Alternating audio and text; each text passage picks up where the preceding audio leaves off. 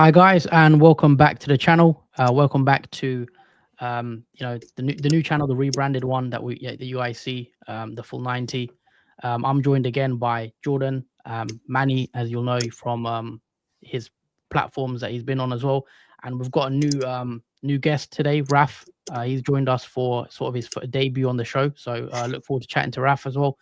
And we're gonna kick it off with our predictions for 25-26.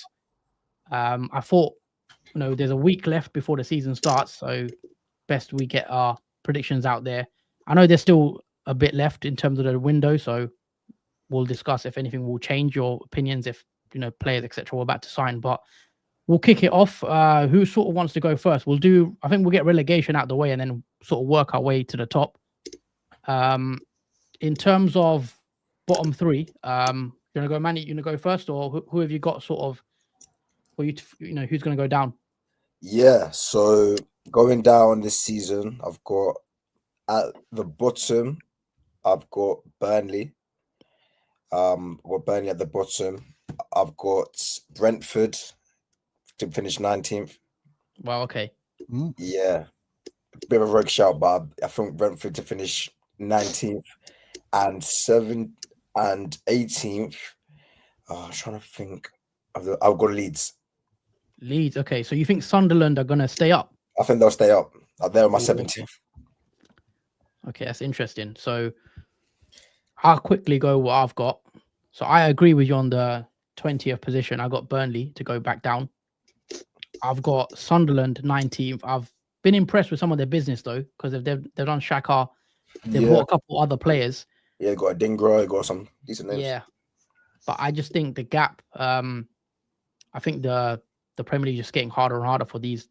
I think the last two seasons are back to back where the newly promoted teams have gone straight back down. Yeah. So I'll go Sunderland 19th, and then 18th I've got Leeds. Finishing. I hope they survive because I like Leeds a bit. I want them to stay in the league, but I just think, I think the three coming up are going straight back down. Raf, if I'll start with you, what have you got as your bottom three?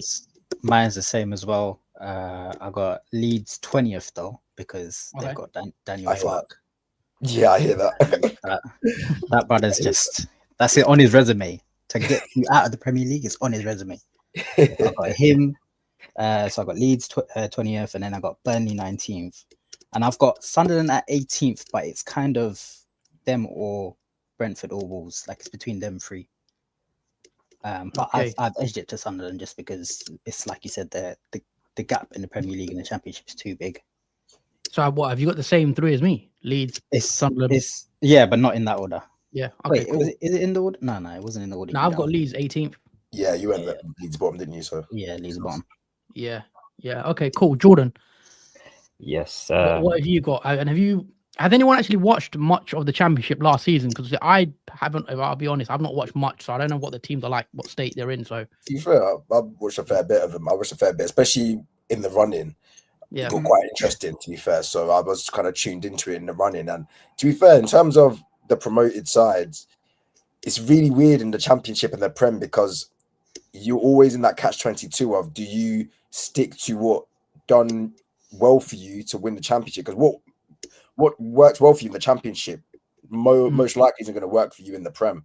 So it's going to be interesting to see who's going to stick to their guns or who's going to change things up. Because, for example, Scott Parker was quite a pragmatic coach in Burnley, and it kind of worked out. They had a really good defensive record, went loads of games without conceding a goal.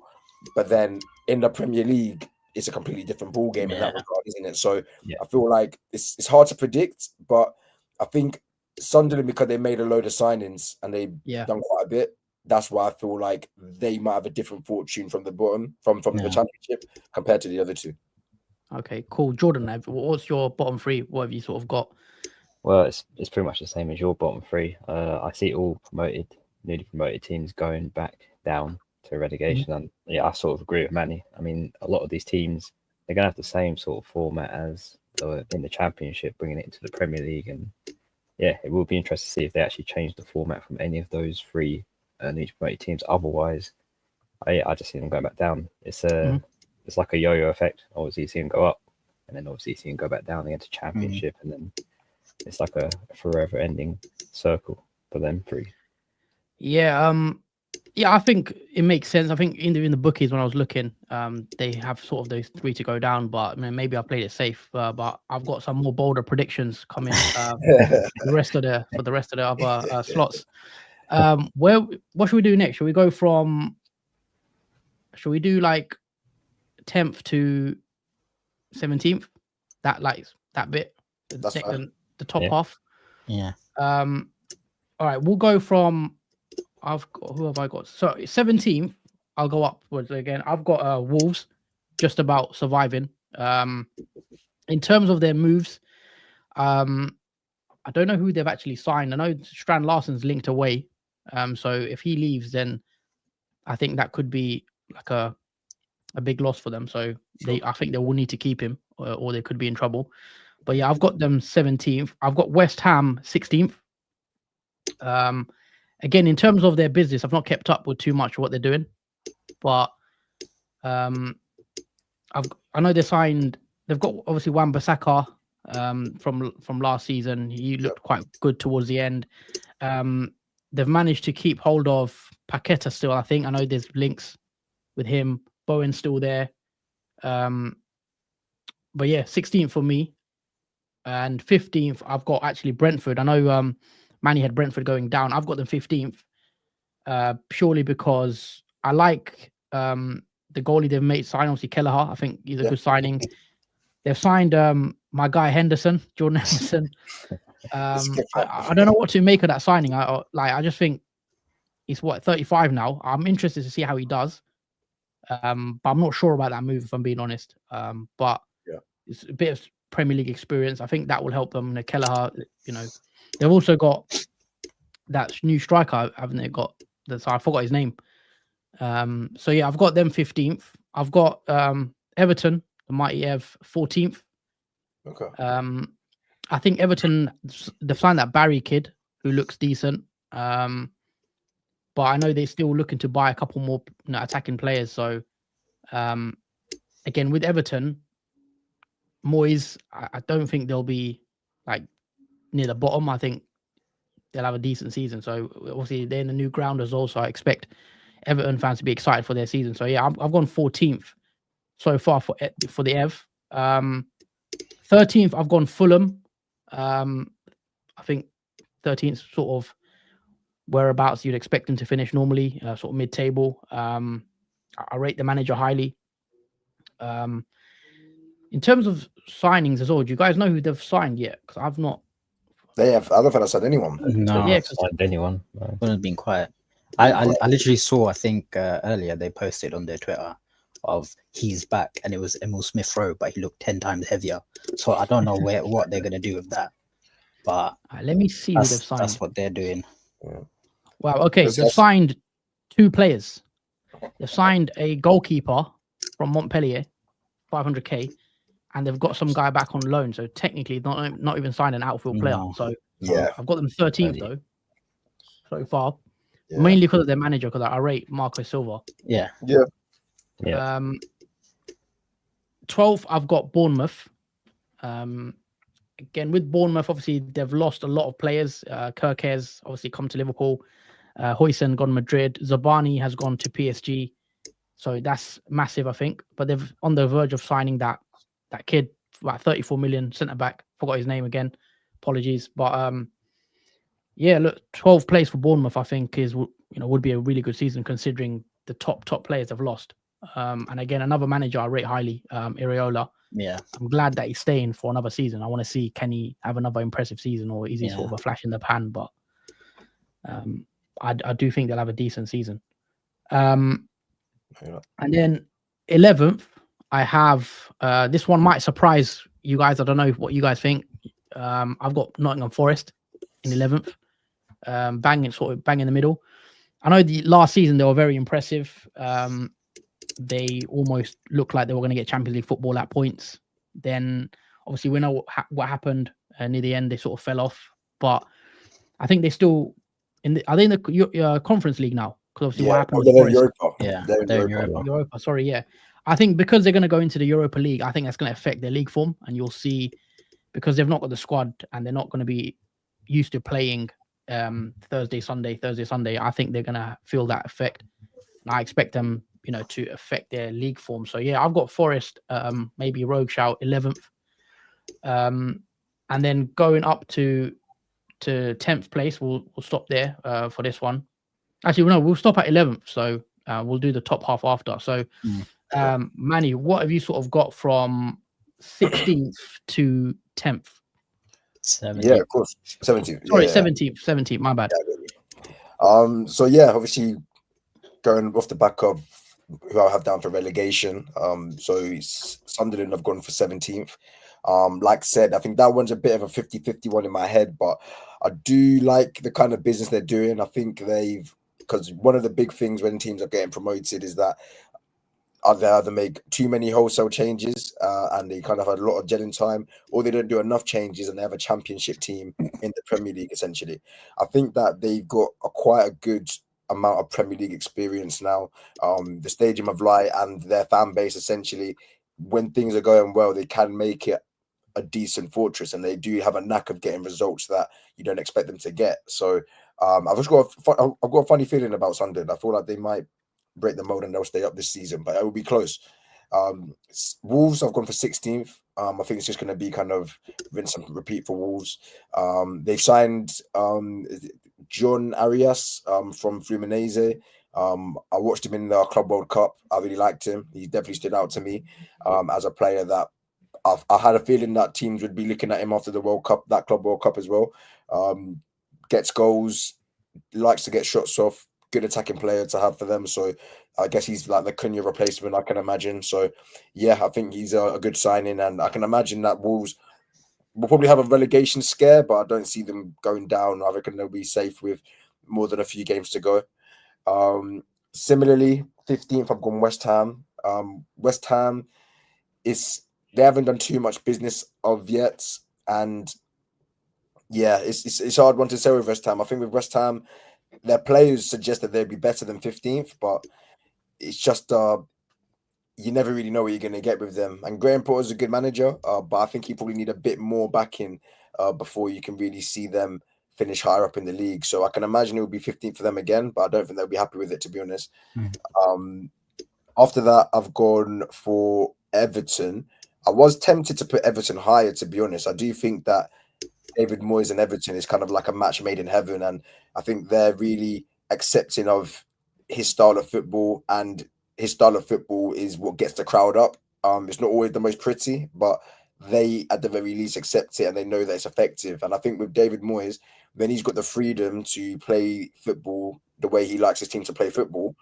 Then a lot of the time they do end up getting results, and they're not always the pretty ones, but the losses turn to draws, and the draws on occasion turn to wins. So yeah, I think David Moyes is going to have Everton kind of competing to get into the top 10, but not quite managing that.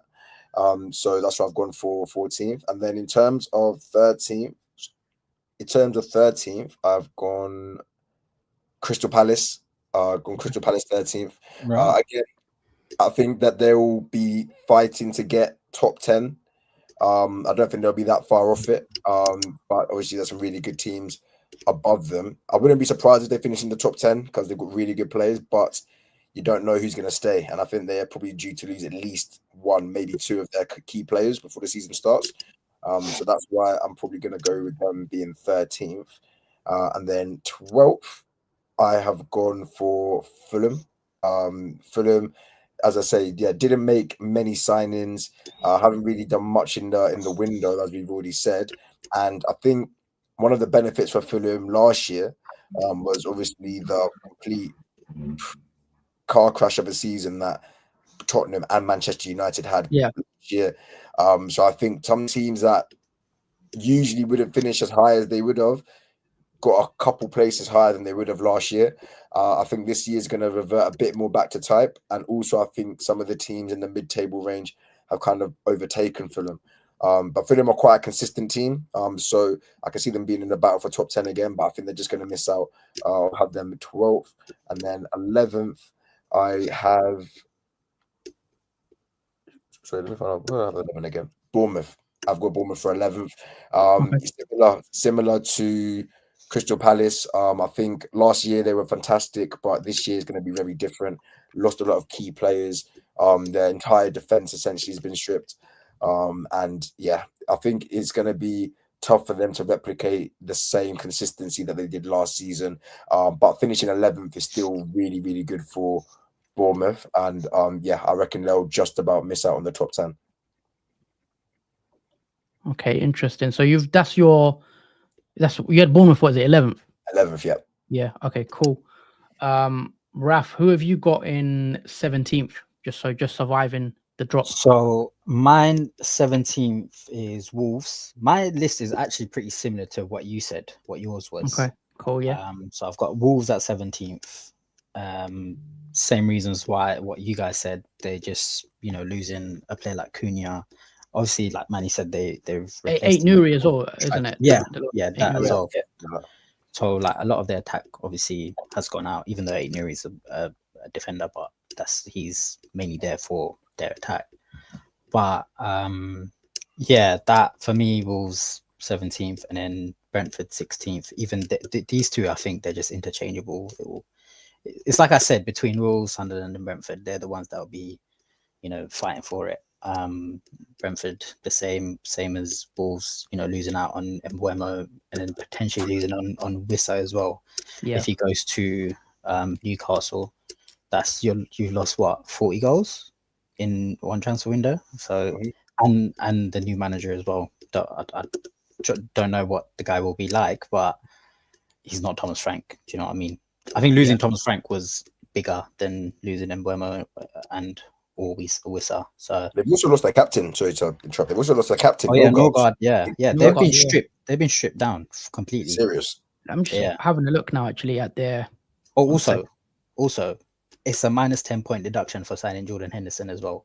So this is their business. They've bought in Coyote from Fiorentina for 14 mil. They've got in Donovan, undisclosed fee from Birmingham. They've got Kelleher for 18 mil.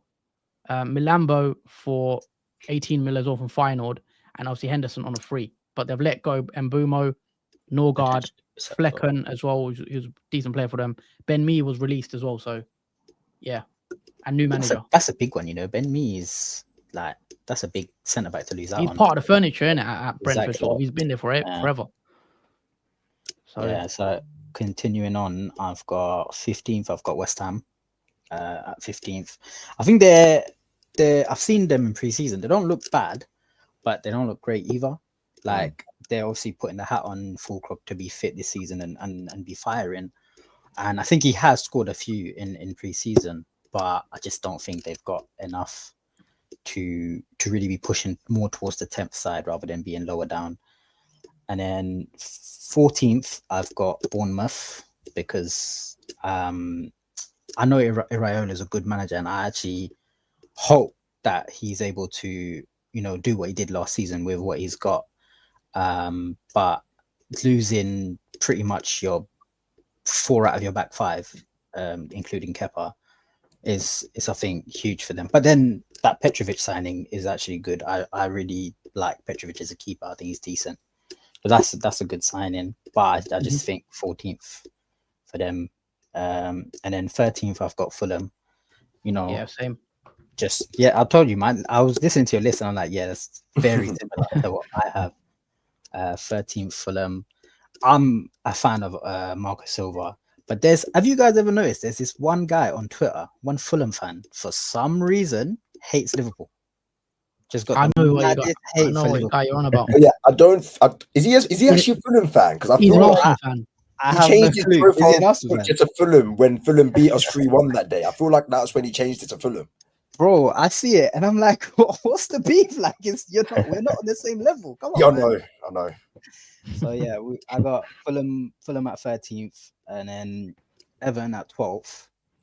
I think Moyes is just, you know what you're getting with Moyes. He's going to keep you safe, and they'll stay in the league.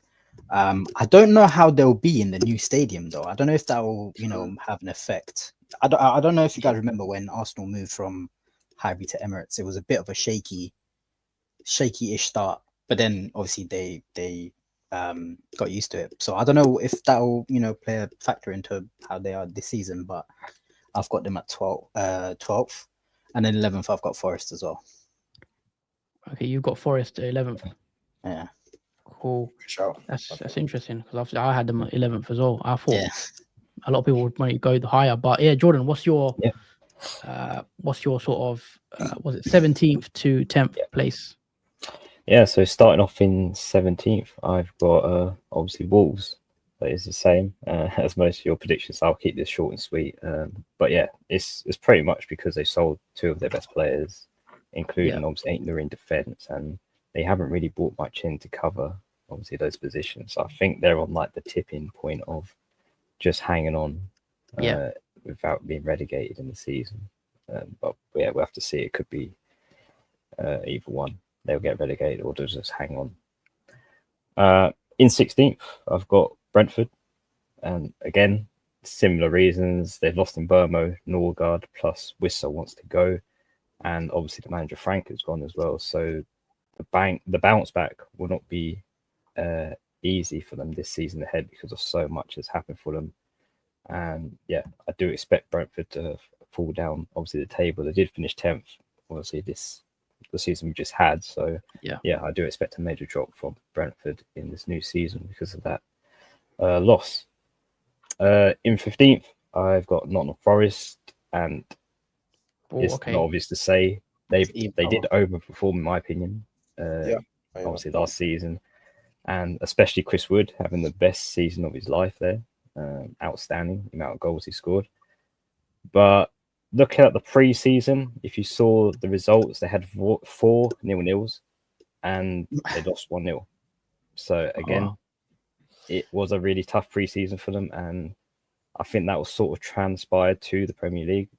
I don't think that is obviously a coincidence, and obviously because they're in, let's say, is it Europa? Yeah, I think Europa.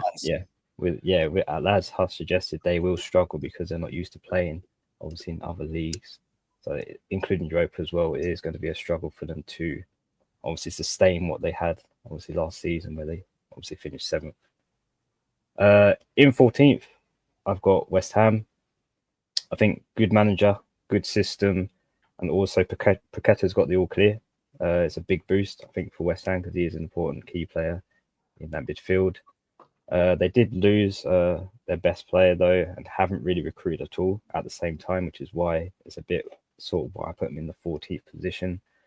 But I think it's going to be similar to obviously Nottingham Forest. They will have to rely on Bowen to get majority of their goals. I think this season, I think he would be obviously the top goal scorer for them by a landslide. I think, we expect the majority of the goals will come from obviously him now. And that'll be a heavy reliance on them to finish. They've got Callum Wilson as well, didn't they? I think Callum Wilson's gone there for free now. Yeah, that's true. Wilson, you don't know if he's going to stay fit. Yeah. I think he's on a. I've seen rumors he's on a pay-as-you-play contract or something. Yeah, he is. That's smart. Yeah, so it's the same position they finished obviously last season in 14th. So I don't expect them to really move in on there, obviously. But yeah. Moving on to 13th, I got Fulham. Again, they're sort of like a team that finishes in middle ground. They don't really move up or down, so they're quite neutral. Solid team. But yeah, I'm quite interested to see what they do this season because they do have an excellent, obviously, manager and a team behind them as well. So yeah, if they can improve from that position where they finished 11th, maybe jump higher to 9th or 10th. But yeah, it should be good for Fulham in this upcoming season. Moving on to 12th, I got Crystal Palace. I think it will be a difficult start for them. Recruitment has been the greatest for them in the transfer window, especially when they're on the verge of losing Gurhi, like we mentioned, and Eze. But they do have a decent manager behind them, which in certain situations he can turn around a game. Obviously using substitutions. I think that will be a key thing for Crystal Palace, especially with losing important players in the team. And I think they will obviously rebound this season. Moving on to 11th, I have put Everton. They do have a very thin squad, so in case there is, like, say, injuries, for example, there isn't many players to cover their positions, in my opinion, in defence, midfield, and up front. There isn't really that backup on the bench cover for quality. There is a new stadium bounce, I think. I think that'll give them a boost. And I think in terms of managers in the bottom half, I think Moyles is probably the best one out there to have. So, yeah, I think they'll finish on a solid 11 in the table. Okay. So that's pretty much our 11th to 20th wrapped up, the bottom half of the table. Now is probably the interesting bit, top 10. European spots, top 4. I want to see who you guys think, obviously, who still wins the league. But I'm going to kick it off with 10th. I have Crystal Palace, sort of bang in the middle. I like their team. Obviously, we saw their performance today. I thought they played well in the second half. Obviously, Oliver Glasner, again, good coach. In terms of business, I was looking at what they've done. They've also not brought in a lot. So looking at their transfers, just bear with me. Yes, they've bought in 2 players. One was a free, it was Walter Benitez, and they bought Borna Sosa from Ajax for 3 million. Yeah. So they have not done a lot. And, you know, they might lose Guehi to Liverpool. They might lose Eze to Arsenal in the last couple of weeks of the window. So that might affect my prediction as well. But as of now, I've got them 10th. And I just think, obviously, Mateta, can you rely on Mateta to go again and get the numbers, which I'm not sure he will. So yeah, that's why I've got them where I've got them. 9th position, I have the mighty Man United. I know they've signed some good players. I actually think Mbeumo, Cunha are good signings. I like Sesko as well. I don't think he's one of the options that, you know, I think what's out there, they could have done worse. So, but the worry with Man United is always, you know, that shirt, the number 9 shirt, is a lot of pressure. I'm not convinced with Man United's midfield. I watched some of their preseason stuff. Casemiro still looks off it. Mount is there. Bruno sort of, I don't think he suits that role, playing in like a pivot with Ugarte, etc. So I'm not sure what to expect from Man United. So I've got them literally 9th. So I'm interested to see where you guys have them as well. So yeah, I think Amorim, the jury's out on him as well. I think if the season starts like Rocky, you could be under pressure straight away because they've got Arsenal game week 1, and if that doesn't go right, then who knows? But let's see, because I think the 3 they've bought up front on paper, they look like good signings. But we've seen players go to Man United and just turn to crap essentially. So yeah, we'll see. In 8th position, I have Spurs, Tottenham.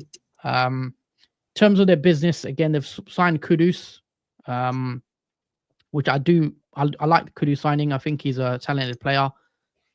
They almost got Gibbs White, but then obviously we saw what happened with that one. Unfortunately, sort of, I don't actually know what happened. He got blocked the move, and then he ended up signing a contract. The mafia called, bro. Yeah. Boss calls were made. That's all it was. Yeah, man. Yeah, so I think if they got him, it would have been a really good window, I think. I mean, they've also got João Palhinha. I don't know if you guys seen. He came on loan to Spurs. Yeah. And then I think they got some Takai, I think. Kota Takai. Some oh yeah, though. Is that the Korean guy? Yeah, I think the Korean guy. I'm not sure like how good he is, but he's a cheap sort of signing. But other than that, I think they kept Tell as well for like that turned permanent. So interesting to see how they do. If Solanke can get the numbers, I think they are reliant on him as well. So yeah, I've got Spurs. They're in Champions, not Champions League. Sorry. Yeah, they're in Champions League. Yeah, sorry, they are in Champions League. So again, is their squad big enough to handle the demands? Possibly. I still think there's a couple of better teams in the league. In 7th, I've also got Villa. I think Villa missed out Champions League last year. They're in the Europa now. And I think they need to keep Watkins because, you know, he's reliable. He's going to get you goals. It's pretty... No, he does it every year. So I think with Watkins, they've got someone reliable, and they've lost a lot of players. You know, Rashford's gone, Asensio's gone back on loan, I think, or his loan's gone back. Have they bought anyone else really? No, they can't. They've got like really big PSR issues, so they literally can't buy until they start selling. I don't think they've sold anyone yet. Yeah, that's the only concern with them. Looking at their business, they've got that Evan Gessard guy, didn't they, from Nice? Oh yeah, Oh striker. yeah. he's not too bad either. 28 million, I think, initial fee. He's meant to be decent, but Yeah, might be good backup. Obviously, I think Daniel Marlin is still there, so Yeah, they've he's got been- a couple he's been options. banging it in pre-season. Pre-season, he's been on fire, Marlon. Oh, Yeah, He's been bagging goals here and there. Yeah, yeah, and then Fahid also saying Watkins' goal today. Newcastle need to do whatever it takes to get him. Ignore the age, not signing someone to replace the massive hole Isak will leave. Potentially could set the project back. Yeah, I think they definitely got to keep Watkins now. But we'll see if he does make the move to Tyneside. yeah. I'm shocked more teams aren't taking the Yeah. punt on Watkins. To be honest, I think this thing like within a time of football where the age is a really, really big thing, but I think we're being a bit too. That football fans are being a bit too rigid, and even some clubs actually in recruitment teams are being a bit too rigid with these age things because I think everyone's thinking too much about resale value, Yeah. but they're not talking about the value in their immediate impact. And I just don't really agree with it, to be fair. Like I think when United were linked with Watkins, I thought that would have been a great signing for them. And I probably would have, if I was a United fan, probably would have preferred him to Sesko, but we'll get onto them later. I think he's still a good signing, Sesko. Yeah. And also Newcastle, I think they could do a lot worse than trying to go all out for an Ollie Watkins, as he already can facilitate their wingers, and you know he's got a really good experience and he's reliable, like you said. So yeah, I agree with that shout. I think Newcastle should be all over that, really. So that's my I had Villa 7th, 6th place. I have Newcastle. This is assuming sort of Isak leaves and they sign a whoever in that position, a Jackson, etc. I've got them 6th, so still finishing above the likes of Villa, Spurs, Man United, and etc. But with the narrative around Newcastle right now, they've sort of been rejected by a lot of players. They've had a pretty disastrous window, it's fair to say. But they have, I still think they've got very good players like Bruno G, Tonali, Gordon is still there. We expect him to still stay there. They've also bought Malik Chow, the Milan centre-back. I think that was done yesterday. So he's a decent signing as well. And I think in the end, when they do sell Isak, which I think will happen, I expect them to replace him with someone like, I mean, who do you guys think they'll get in that role, the striker role? I think it's the main two that I've seen. Wissa. Wissa will be one. I think that's the Callum Wilson replacement. But I think their ideal Isak replacements will be between Samu from Porto and Nicholas Jackson from Chelsea.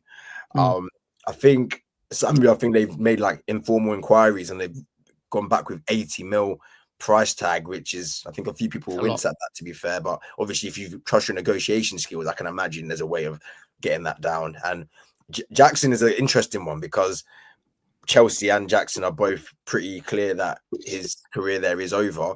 And I think Jackson gets a bad rep amongst fans and media. But kind of being objective about it, profile wise, like he's a kind of player that a Newcastle, if you want someone stylistically similar to Isak, then Jackson does have a lot of the same traits. I think the main thing that they differ in is that Isak is a cold finisher and Jackson is a very, I don't know what the opposite of that is, but he's a very nervous finisher, put it that way. So that's kind of the big thing to get over. But I think those two are very attainable players, and I think now everybody in Europe has a striker now, so I don't know who's going to hijack that. I don't think there's anyone needing a striker at this point now. Yeah, and they signed Elanga. Forgot about him on the right, 55 million, I think it was. He should add some depth. Obviously, they've got Jacob Murphy there as well, so he's a decent player. I'm not too keen on the Ramsdale signing. I've never really rated Ramsdale. I'm surprised no one I mean, obviously Kelleher got the Brentford move, but I'm surprised like Newcastle or even Chelsea didn't go for Kelleher, because I thought Kelleher, I do rate Kelleher a lot, and I thought, you know, another bigger team will be in for him. No disrespect to Brentford, so that's a bit of a surprise for me. So yeah, I've got Newcastle 6th, and then 5th. This is sort of a bit of a wild one maybe as well, like a shock. I've got Brighton 5th, which That's crazy. I know it's I got Brighton 5th. Just to quickly where it comes from. I wanted to be a bit different with my picks, and rather than just go Newcastle 6th, but with Newcastle, they're in the Champions League again. The last time Newcastle were in the Champions League, they struggled, their league form, where we saw playing twice a week, they couldn't really acclimatize to it. Villa, I think, are in the same in Europe, and because Brighton don't sort of have that problem, I think that might give them a good league season. And obviously, I'm looking at their squad as well. They've got a lot of good players, and if they can keep Baleba, I know he's linked to Man United. I think there's every chance they can have a good season. I think they've signed De Kuiper as well from Club Brugge. I think 17 million. I think he's a left back. He looks pretty good in preseason. I've been watching him, like clips, because I know we were linked with De Kuiper, Liverpool. So I thought, let me see what he's about. He scored, I think, in the last preseason game. But yeah, this is a bit of a rogue one. Maybe won't happen. But I've got put us all off guard. I'm gonna watch Brighton next season. I think they might surprise a few. Maybe try get a European spot. But it depends if they keep Baleba and etc. But they have lost João Pedro, which I think is obviously is a big one. They've lost a Dingra. They lost a Stupinan. They've lost, I think, someone else. I think Ferguson's gone on loan, in it. So, well, I do think Brighton might do something interesting this season. So yeah, that's my rounds it up, sort of 5th to 10th. Manny, what's your one? So if you start from 10th position. Yeah, of course. So in 10th place for myself, I went with Nottingham Forest. Obviously similar reasons. Also, I don't think they're going to hit the heights of last year. Alanga will be a big miss for them. He was a big part of what made them good in terms of counter-attacking. As I say, the pace he had on that side was frightening. So it'll be a big miss for them. It will be a big ask for Chris Wood to replicate his numbers. He had the season of his life last year. So yeah, I can't really see that replicating itself. And yeah, Nottingham Forest are just one of them rigid teams, very pragmatic. And I think more often than not, those teams finish mid-table. So despite having a great season last year, I think we're going to revert back to type, and I think they're going to be mid-table again, which is actually okay for them, to be fair. Obviously, they want Europe, but I think top 10 is a good, steady season for them. 9th, I have gone with Brighton, actually. So, yeah, with that one, I think Brighton, I feel like with Brighton, they're always an oversight for me, because their players, the way they do their model, they're always going for the kind of young and up-and-coming players. And a lot of the time, it's like every year with Brighton, you look at their lineup and it's like, I don't know who these guys are. But by the end of the season, you know who these guys are. But then I'm getting poached and taken from here, there, and everywhere. So, yeah, I think with Brighton, I can imagine they will give it a good go. And 9th is a respectable finish for them still. But yeah, I don't see them being ahead of the teams I've got ahead of them. 8th, I've gone for Man United. I actually think 8th, all things considered, is a decent season for Man United in the current circumstances. I think it's still a long way to go for them in terms of competing for a Champions League place. And to be fair, every season there's always a surprise package which comes out of nowhere and does it. I do think the one game a week is going to help them. I think it's going to help the manager. And I think it's going to help the players as well, because the last thing you need when you're trying to work out new systems is a game every 3 days. I think that they do need time to digest and analyze their things, and I think that would be of help to them. And I think 8th is, if Amarim's finishes 8th, I think that's at least enough for him to get another season to continue his building job. Although, as I say, I'm not 100% sure if Amarim will be the manager by the end of the season. It looks like they've got a lot of confidence in him. But yeah, it's going to be interesting to see that, to be fair. But I've got them finishing 8th. And then in 7th, I've got Newcastle. I think Newcastle will finish 7th. I think what's happening to them this season is quite damaging. I think with their Champions League season and alongside their Prem season, it's not easy to combine the two. I think the last time they were in it, it was quite a difficulty for them. And they had quite a strong team then. They still had Isaac then. They still had pretty much a lot of the players they have now, minus, I don't know if Tonali was in that team or he might have been suspended. But yeah, I think Newcastle, they'll try to pick themselves up from what's been a damaging summer.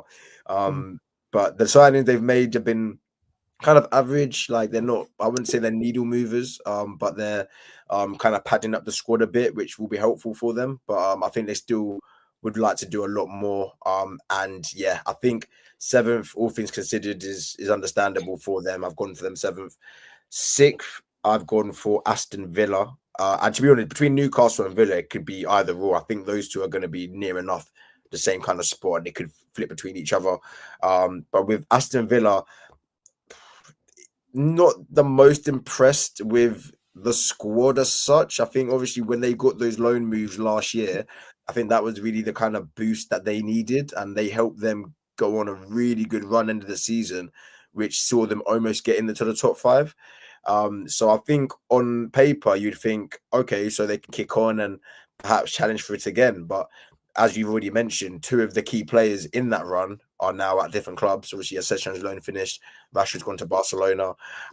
And they haven't really done too much to strengthen the squad as such, really. I think now they are very reliant on Watkins. Obviously, they've got the new guy striker. I don't know much about him, so we'll find out how he gets on. Obviously, Duran was a big part of their team last season. Duran was always coming off the bench, scoring winners, scoring equalizers.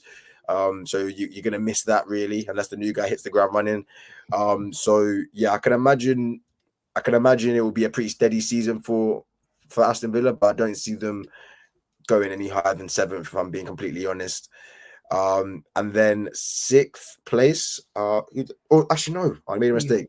I went Tottenham 7th, Aston Villa 6th. My bad. Oh, okay, cool. So, Tottenham, as I say, similar to the kind of reasons that you put, I think they're going to be better. Similar to Manchester United, I think the manager is going to make them more organized. And I think with the players that they have, they weren't playing at the level that they could have played because the tactics were just suicidal, to be honest. I think they've really got the basis of a team that can be a good counter-attacking team. And I think Thomas Frank's going to try and bring that out of them. So, yeah, I think they're going to finish 7th, sorry. And then 6th, I've got Aston Villa. Obviously, been over that. Yeah.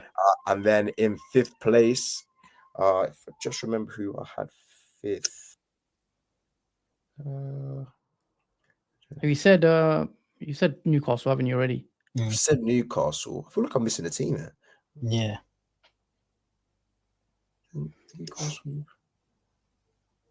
Newcastle. There's Villa, Tottenham, Man United, Palace. Right. So, or maybe I should have. Maybe it's Villa I have 5th, and then I think I've made a mistake on my list. To be honest, so apologies, guys. No worries. But yeah, I think it's Villa 5th, Spurs 6th, Newcastle 7th, United 8th. Yeah, I think that's what that's what I've written right now. Cool. So yeah, I'll go with that. Okay, cool. Raf, what's your sort of 5th to 10th? So 10th, I got Brighton. I think they'll be in around 10th spot. It's the same. They've got a good team, good manager, and I just think they'll be just that steady Eddie team in the Prem this season. And then 9th, I got Spurs. I actually do want to put them higher, but I just don't know if they'll be able to, especially like how you lot said. They've got Champions League this season, so they'll have to juggle 2 competitions. And it will be Thomas Frank's first time as well, be it playing and managing a team in the Champions League. But I don't think they've got more than the teams that are ahead of them. I think 9th is where they're at. 8th, I've got United, and I actually think that their position is between 8th and 6th. I reckon they can finish as high as 6th, just purely based on if they do get that midfielder, and it seems like they might be getting Donnarumma as well. If they can get that team balance going right, on paper that team is a team that can finish in the top 6. It's whether Amorim is able to, get the tactics right and get them playing properly. Then that's another question. But for now, 8th. And I also done this on the basis as the teams, whatever the transfers are right now, whatever the players are at the teams right now. So I based it on that, and I put Palace at 7th. Okay. I reckon, because they've pretty much kept their team the same as last season, and they only added that guy that missed a penalty today. But I just think if you keep Eze, if you've got Mateta, you've got Sarr, that front three is lethal with Wharton behind them. I just think they'll have enough to be able to finish in the top 7-ish places. Then I got 6th, I got Newcastle. And that's even with Isak staying. I reckon even if Isak stays, they're still going to get around 6th, 7th. Then I've got Villa at 5th. Yeah, Villa getting that Champions League spot. Villa, I'm not sure. 5 again next season? Sorry, is it top 5 Champions League? It should be. I think we find out confirmed like back end of the year, but as things stand, I think we've got a good coefficient to be fair. So probably will be us again still. Okay. Yeah, so it's still sort of similar to mine. I mean, you've got surprisingly Palace doing quite well this year. Yeah. Do you think might be recency bias from earlier today? if Guehi and Eze leave, do you still think? So it's like I said, on the basis of that, they'll be there. But if Guehi leaves and Eze leave, then they'll fall down. I reckon they'll. So I have them at 7th. I reckon they'll go down at least 2 spots, so down to 9. I don't think they'll completely fall off. I don't think they'll be like bottom half. But I because Glasner is a solid manager. He's a 30 manager. Yeah. Like even today, he's got Will Hughes coming off the bench. Oh, let me not think about that game, man. I'm gonna get hot. The thing with Palace as well, I think they won't let both go. I think it's either one Eze or Guehi leave. So I can't see them letting both go. From what I'm seeing, it seems like Guehi will stay, and I think they're okay to just take that hit for, if they lose him in a free in the summer, that's fine. I think they're okay to take that hit. So, if he stays, they'll still be fine defensively. They're still a very solid team. Yeah. Jordan, I know you said you need to wrap up, you need to leave a bit earlier. Are you still cool for the next? You still cool for this bit? Yeah, if we get this, obviously the top segments done, then I think that would be the right time. So what have you got? 10 place to 5th? From there, what's your list? Yeah, so in 10th I have Bournemouth. I think obviously there's a great manager, some talented individuals in the team. Although they've literally lost their whole defense over the summer, obviously transfer window. So I think they will finish lower than obviously 9th. So they'll just drop about a place, I think. Despite the loss in defense, we've still obviously transfer window still open for replacements. I still think they can still finish relatively around the mid-table. I don't think they'll really move much. Obviously, as mentioned, they've still got talented players like Kluivert, and obviously others up front as well. So the attack is pretty good. It's just the defense that worries me for this season for them. In 9th, I've got Brighton. Again, for me, Brighton is like a bogey team. It's patchy in their form. I mean, they started the season off really good last time, but as the season progressed, it just got literally a little bit worse and worse. They sort of fell off. But again, I think this is similar to what Manny has mentioned about the players. You see a set of players in one season, and obviously by the end of it, you know who his players are. But when the next season comes, you'll see a whole bunch of other players coming into the team, and it hasn't really built obviously chemistry with obviously the team because of all the players that were there and then disappeared, and then they got to build that all up again. But I feel like Brighton's squad is not quite there yet. Again, it's like a middle or bottom half sort of finish for them, and I don't expect much, but I think a strong upper mid-table finish for them in 9th place will do. In 8th, I've got Tottenham. Again, they had one good signing, but it's the many injuries they have. They got to address still. A lot of players. I think Kulusevski's still out as well at the moment. But I think again, Madison as well. He's done his ACL, yeah. right? Yeah, Madison as well, out potentially for season 2. So I think that's the problem with Spurs, is the injuries that will let them down this season. I think they'll do obviously better than 17th, but I think they'll still struggle to make any headground and go near the top 5. I think they're well off of that. You've also got the new manager transition as well. I don't know if that would be a good or bad thing, because obviously Thomas Frank, but I think obviously ultimately Spurs will struggle this season to reach the top. In 7th place, I got obviously Newcastle. Obviously, there's negativity around obviously the Isaac situation, which is obvious. So I think it will be a difficult first half of the season for obviously Newcastle, with that surrounding them around. It is going to affect the players, obviously affected everyone, the manager, etc. And yeah, despite one issue, it does reflect itself on everyone else in the team. So even if Isaac does leave, if he does leave, it does depend on who they replace as well for him, which will affect obviously where Newcastle finish in the table. But I think it will be like a 7th position for them. In 6th, I've got Aston Villa. Again, I really like the looks of Watkins and Rodgers last season for them. I think they're a great duo up front, as well as the defence. In terms of off-season, I've not really seen much improvement from them. It's pretty much been the same. Not really stepping up a gear up the ladder in terms of form. I think, again, it will just be where they finished last season. No real ground made. And they also have to play on Thursday nights as well, which I think will be draining for the squad, because if you notice last season when they did play, obviously during the weekday, after that match, they looked really tired and lethargic, no energy in their performances in some games. It was sort of like a snakes and ladders. They did well for a certain amount of period of time. Then when they had the Europa game, it sort of fell off a bit, and they had to recover obviously that fitness from obviously Thursday night football. So I think 6th for again Aston Villa will finish in the table. And 5th. this has been a big shock to tell you who's going to finish 5th, but I put Man United just to be interesting. Yeah, I was thinking, I haven't heard United come out of your mouth for time. So I think to be fair, that's less shocking to me than Brighton. I'll put it. I'll say that. that's true. Yeah, so that's not too bad. Yeah, I think for Man United, obviously it's ambitious to put them in 5th, but I think in terms of off-season, I think they're the best improved squad.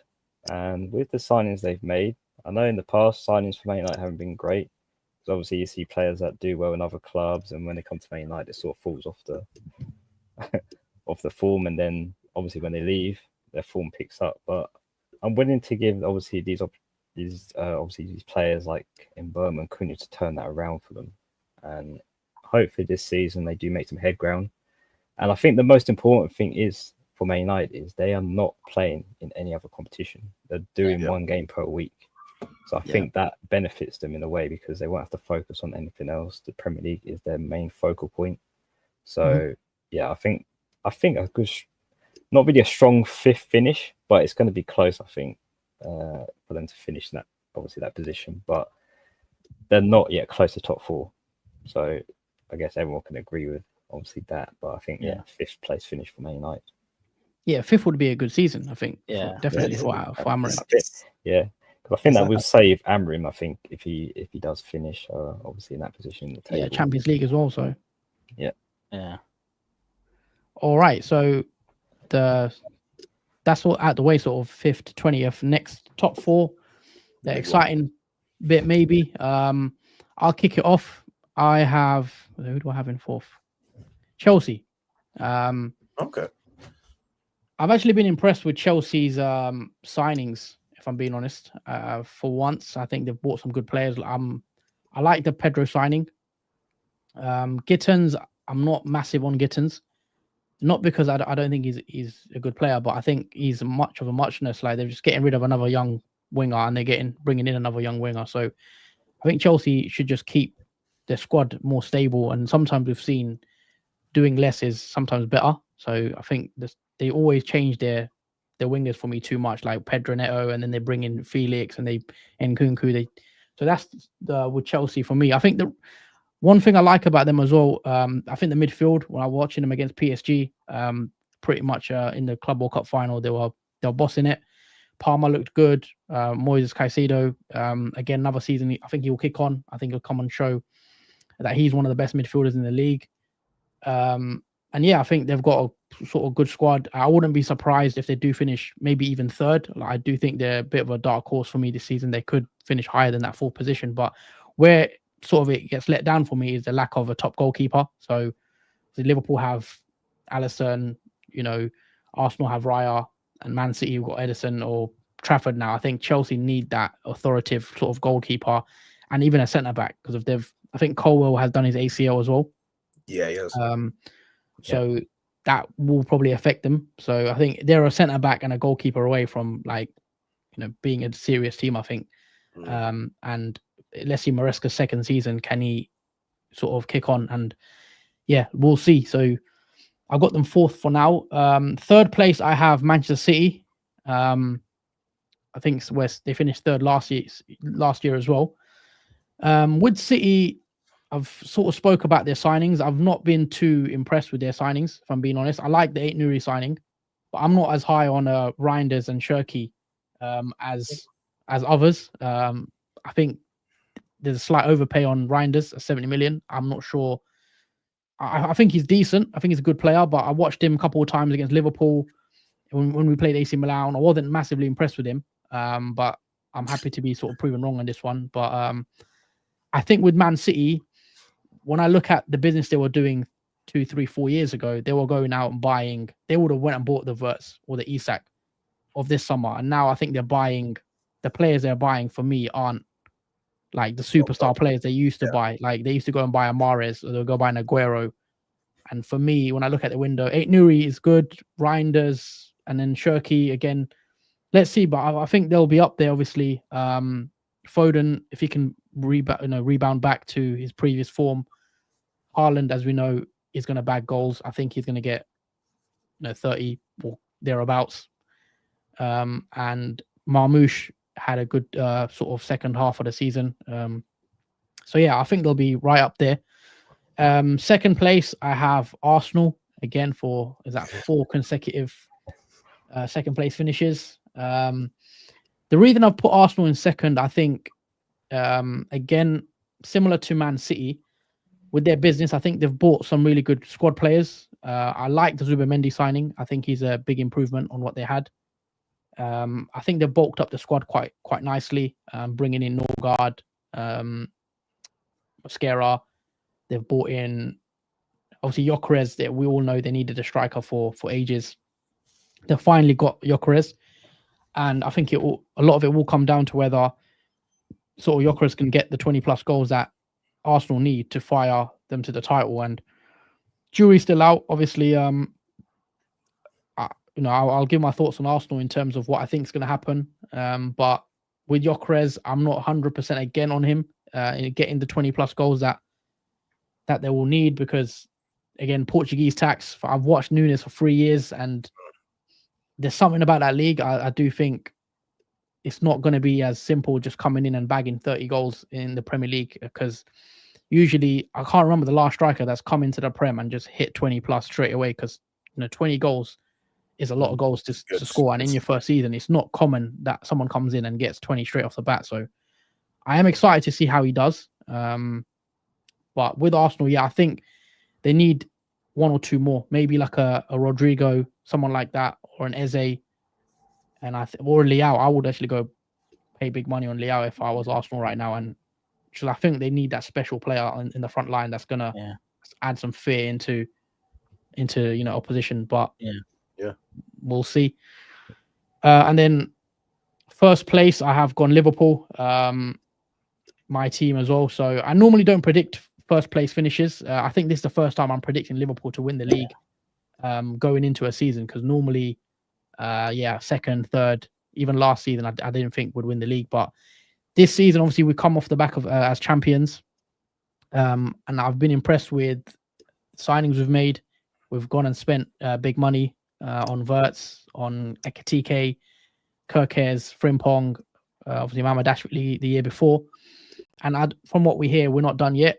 And I do want to segue into the game today with Palace. I want to get your thoughts on that. But there are still some holes in our team, I think it's fair to say. But with what we've done so far, I think if you finish above Liverpool, then you would probably win the league, because I think Liverpool look strong still in terms of what we have. Wirtz, I think, is a great signing. And it's also assuming we get Isak. I've factored that in. If we get Isak, then I think it makes us strong favourites. I don't think we'll run away with the league like last year, where we're 10 plus points clear of Arsenal. I think it's going to be a lot closer. Yeah. But I'm quietly confident. It's the most confident I've been of finishing league winners since I've been watching Liverpool, to be fair. And yeah, I'm quietly impressed, but I think there's still work to be done, as we saw from the Palace game today, which we'll come on to. Manny, what's your top four? And another thing, actually, I predicted the same top four positions as last season. And I saw a stat that never in Premier League history has the same top four sort of back to back. It's never happened before. Yeah. So this will be the first time ever back to back same top four positions. Yeah, that'd be interesting. Absolutely. Yeah, my top four slightly different. So I have gone in fourth place. I've gone Man City. I think Man City have definitely done some good business. I think the players that they've got do improve them in the positions that they've done it. But I think that defensively, still question marks over them defensively. I think the signing of Aït-Nouri, for example, gives you a lot going forward, but is also a very key point for opposition to target, as he was targeted a bit at Wolves in the same way. So I think, and also their centre backs they haven't really improved the centre back position. Obviously, right back still a kind of a problem position for them as well. So it's going to be interesting. Also, DM's a position that is still going to be under the microscope for them, because Rodri's had another setback. I think they're saying that he's not going to have any game until the first international break. So that already shows you have to be cautious with Rodri for the majority of the season. And I don't think the backups you've got through, I think that Nico Gonzalez, he's not really been heard of, he's not really been seen too often since. And I think other than that, it's Kovacic they were playing there. So I don't think they really got the adequate cover for Rodri. And I think they're still kind of relying on him coming back sharp. But yeah, I think Man City will finish fourth. I think in third place, I've gone Arsenal. I think Arsenal are going to finish third. I think similar to what you said, they've got a couple of signings that do improve them, but the majority of them improve the squad more than anything. So I would say that in terms of their 11 and what I see them coming up each week, I actually don't see them amassing the amount of points. Another thing that comes to my thinking as well, it gives me a feeling of like, you see when Tottenham's Pochettino, you see when they got to the Champions League final, it felt like that was a bit of a crossroads year for them. It's kind of like comes a point where you miss your train.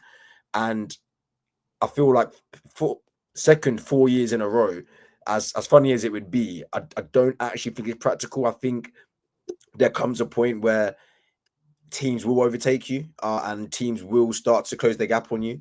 And I believe that the team I have in second, which obviously you would know is Chelsea, I believe they have closed the gap on them. I think they have, over the last year, back into the last season, I think Marescu kind of got a lot of plaudits and a lot of respect for his run in the back end of the season, because it looked very, very likely that they weren't going to make the Champions League, which would have been a disaster for them. But I think what the back end of last season showed is that he can coach under pressure, because that was a pressurized situation. They were having, I think, the last 6 or 7 games they needed to win, not even allowed to draw, and he managed to get that. Also with some tough games in there. The Club World Cup, obviously everyone will have their different opinions on how big a trophy that is and obviously how much it means. But in my honest opinion, As much as it's not the biggest trophy, it's nothing compared to the Champions League. I still think it's a high level of trophy, and I'd rate it above. Personally, I'd rate it above the FA Cup and the Carling Cup, for example, Carabao Cup, for example, because the teams that are in it, and whether you like or not, the teams who are trying to win it, they got quite a fortunate run to it. They got a fortunate draw, so it could have been a bit tougher. But I think when you win trophies like that, when you have that performance they did against PSG, I think the confidence in the team changes the team, kind of changes them. They kind of grow, they mature, and they feel like they're winners now. Do you know what I mean? So, like, for example, Arsenal finished second 3 times now, but do they really feel like winners? Like, you can't really say they feel like winners because they haven't had the precedent to go to fall back on. Chelsea now can go back to 2 cup finals where they were absolutely fantastic, and the players that were young players, they now feel like they come of age. So when you've got these kind of players playing with that confidence, I think it's going to be a season where they do kick on, and I do see them challenging for the title. I think they'll give a really good shout. Obviously, little asterisks upon their centre back. They're going to get a new centre back.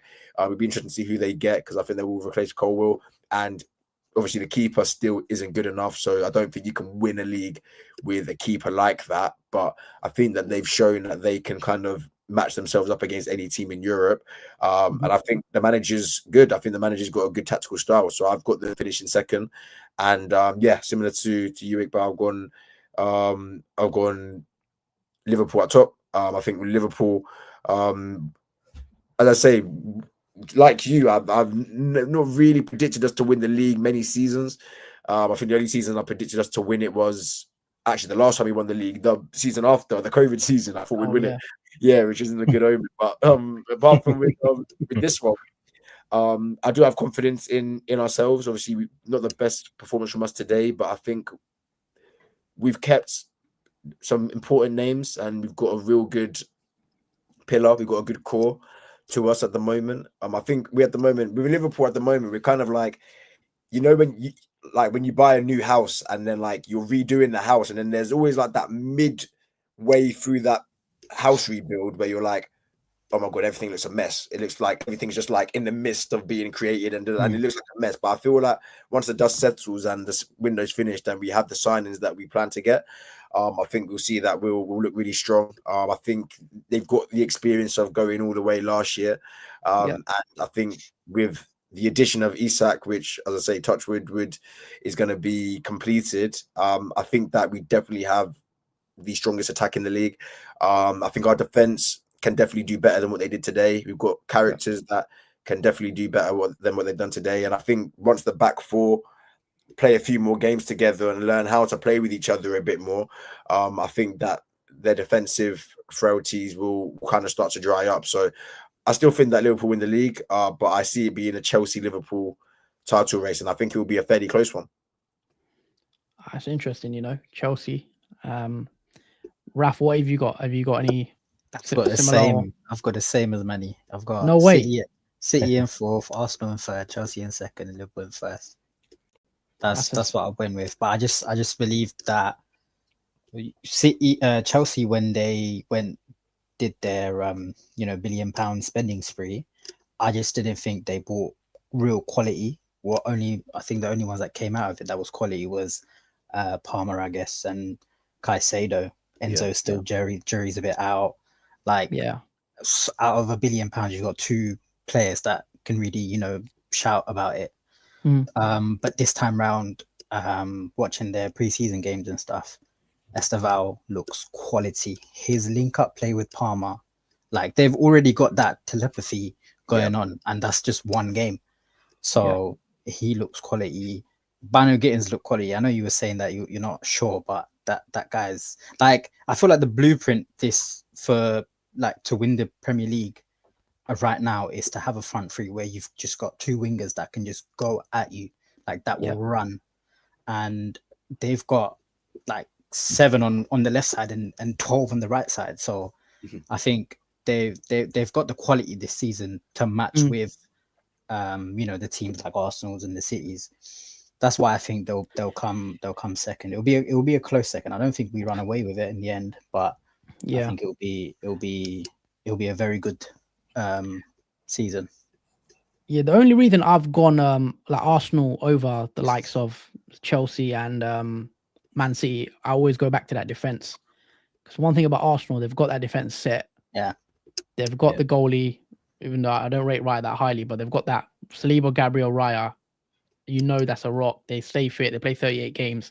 Whereas Chelsea, that does worry me if they can't get the goalie and then or like a dominant centre back. I think with Chelsea slightly. centre backs though, they've got like right now. I think they've got Tosin and Chalobah, which they're not the greatest, but they're not like they're no slouches. Yeah, They've also signed Hato, they're innit? still, Hato yeah, as well. they also signed Hato, and he can easily just play where Colville was playing Yeah. because he's that left-footed, left-sided centre back. But like I think that's what I mean. Like their depth is just crazy. They've just got too much. Where I just think it'll actually benefit them this season. Before it was a bit of a detriment, but I think this season they've just got so much quality that it will definitely be them coming second. Interesting.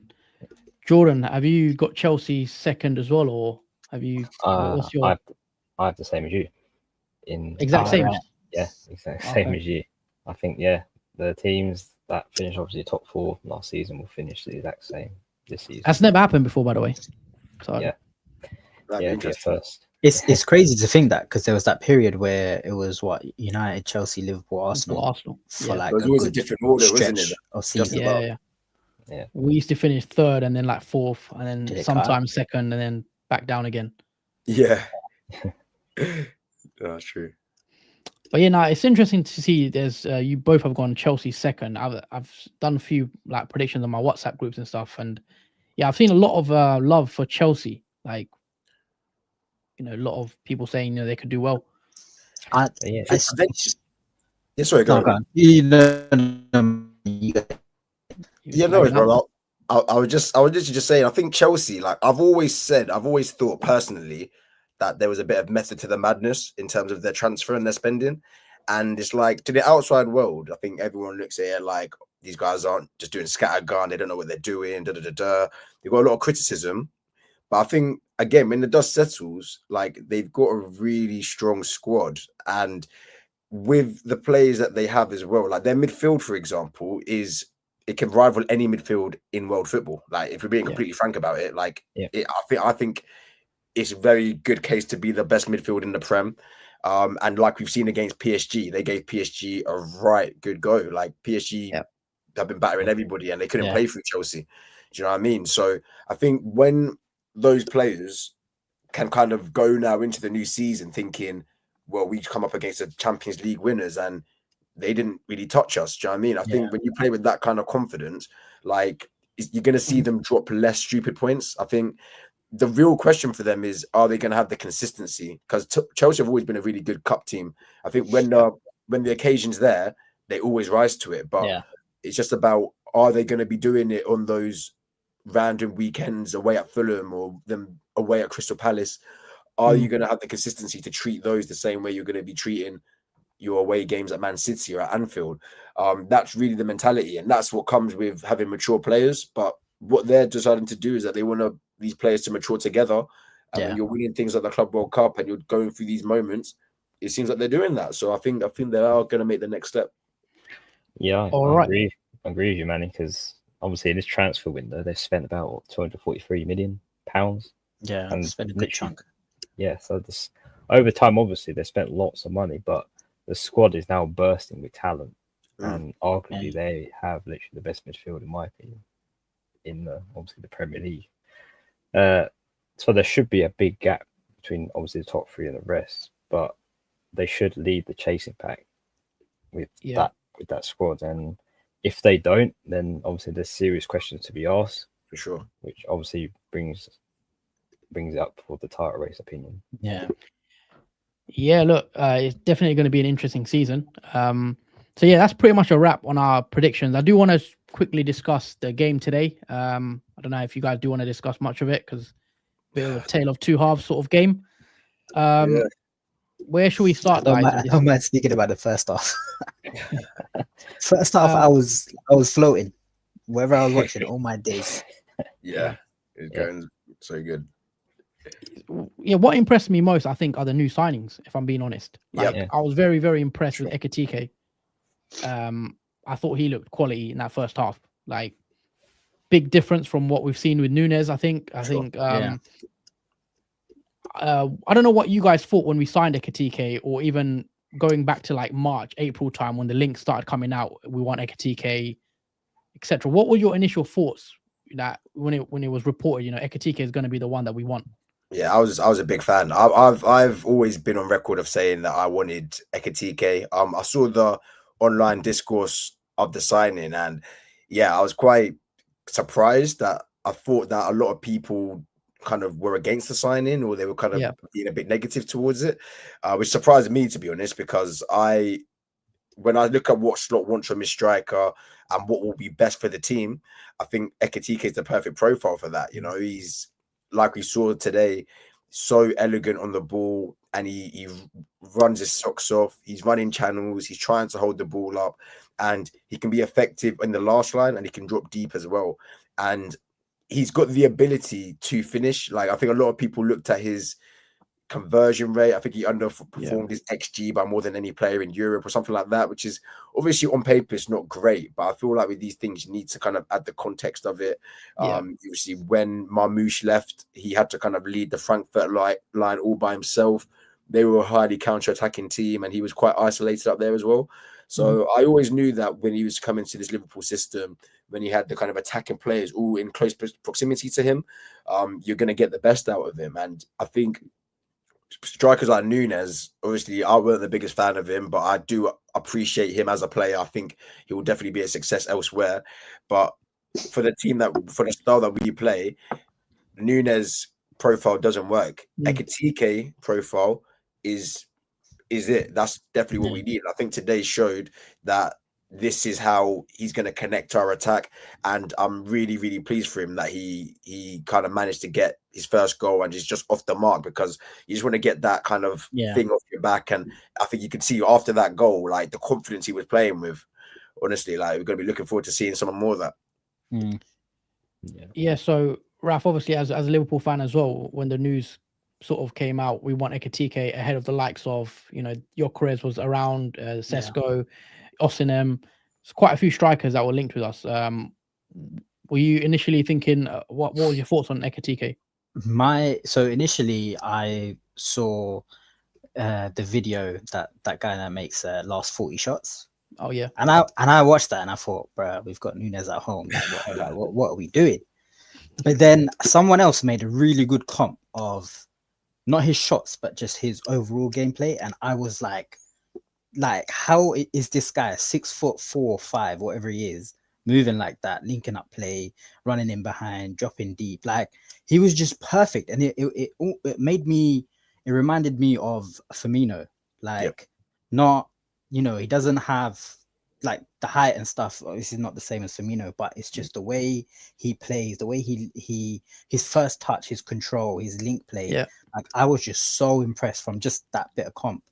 And I was like, yeah, if that is a signing, if that is who we're signing, I don't care if he gets 10 goals, 8 goals in the Prem, but I know he will make our left winger and right winger, and especially Verts behind him as well. I know he'll make those guys around him better, and it will be better for us as a whole team. Yeah, for me, what stands out with Ekitike is he's got a first touch. He seems to have the link up play as well. He can drop deep, or he can play off the last man. So and he knows the offside rule, sort of. So I think he's a very smart player in terms of the IQ side of things. Because with Nunes, I thought Nunes had everything in his locker in terms of the pace, the power. But he didn't have it up there, kind of thing. So I think Ekitike is the opposite, really. I think Ekitike, definitely, you can tell he's a proper footballer. Like, the way he plays, links up. So I think that's the main difference between Ekitike and why I'm happy that we've signed him, because it seems like he will fit that sort of mold Slot once, which isn't just a striker that's going to get goals. He wants someone that's going to drop deep and rotate it, go on the left, go in the middle, etc. So yeah, I'm very happy, and I was actually glad that we didn't go for another like Gyökeres or a Sesko type striker. I was against that type of striker, because I don't want another striker with a loose touch Yeah. Just someone that you might want not the trap end of it. chances. Yeah.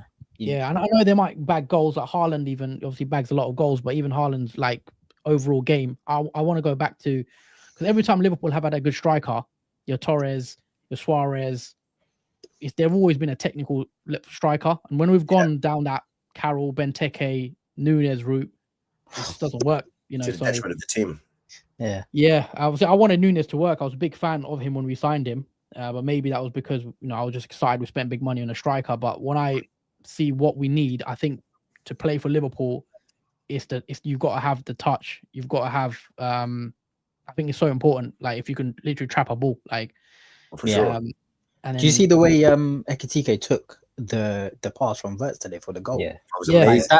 That wasn't a an easy pass. He fizzed it at him, Fizzed and it, in yeah. the box, he's just turned and controlled it Yeah, in one motion. Like that alone, I was like, yeah, the He's difference between him and Nunes is just crazy. Absolutely. And even just to add on to that as well, like because of the kind of teams that we face, like we're going to be facing a lot of low blocks. As we've known, we've been facing low blocks for the good part of a decade. And it be the fact that him, TK and Wirtz are really well cultured in these tight spaces. I think we saw it in that instance, what they can bring to our team and how they're going to improve us going forward. Because when you've got players that are able to kind of maneuver in that close space within the box, it's just so dangerous. And I think we've been lacking that. Wirtz has the vision to kind of find him in there, and Ekitike has the industry to be able to kind of make his turns, get his movement, and get his shots off in the box. So yeah, I think that's going to be really, really important to us for the kind of opponents we face, and also how we like to play the game. Yeah, and then coming on to some of the other signings, first off, Wirtz, some really nice touches. The way he sort of like similar to Thiago, the thing he just does things and you think, wow, like how did he do that? Sort of, So like a bit of magician. So yeah, I was excited with some of the touches he made and the way he maneuvers the ball into space. Frimpong, actually, I want to speak about Frimpong because he's been one of the players I've been most impressed about this whole preseason. Same. Because I'll be honest, I didn't watch too much of Frimpong, just the YouTube clips and the games where we've played them, and then highlights here and there. But yeah, I've been very, very impressed. I don't know what you guys make of Frimpong. Manny, what have you thought of him in preseason and obviously today as well? Yeah, I think Frimpong's done himself a good justice with his performances. I think, like you, I was excited for the signing because, as I said, I like that when we were gonna replace Trent, we were going to always struggle to replace Trent in terms of profile because I don't think it really exists. I think the closest thing to a Trent profile is like Pedro Porro, and don't really want him.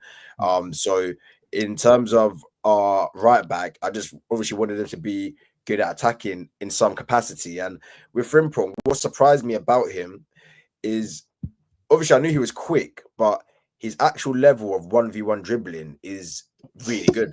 Like he's not anything extravagant, but he knows he just gets the job done. He knocks it past you, and he's got that mad. His acceleration, like over the first few yards, is incredible. Like no one can keep up with him. So he can just use that to his advantage, and he knows he's always going to get the space to put a cross in. So, like his goal today, essentially, he done well to create that yard.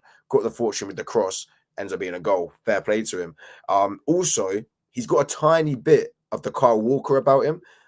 When I say that, when he's high up the field, he can make that recovery. Like there was a couple of times when Eze, especially, I think Eze was on the counter for them running through, and we were high up the pitch. And obviously, Eze likes to slow things down a bit. And before he could even really get the ball gathered, Frimpong was already sprinting with pure intensity to get back, and he was making the challenge every now and then. And obviously, a lot of people had doubts about Frimpong's defending, and there is going to be things that he can improve on. Like there's going to be games where he's going to come up against left wingers, and they're going to give him a real good go because he's not a natural defender. But the difference between him and a Trent is that he defends with intensity. Do you know what I mean? So when he needs to run back, he will run back with full intensity as fast as he's run forward, which means that he will be able to keep up with guys. He will get those last-ditch tackles. Obviously, people like it when you don't have to kind of make last-ditch tackles and you kind of in position, but the way we play, that's not going to be possible. No. Otherwise, you're going to be holding them back. So at least when he does his running forward, he gives the same effort to run back. And I think that's all you can ask for when you're playing an attacking fullback system for ourselves. One thing that it needs to improve, and I'm sure it will, is just the relationship between him and Salah. I think him and Salah at the moment don't really have that same chemistry. I think obviously Trent and Salah had years and years of link up, and obviously Salah was getting the ball pretty much every time Trent got it.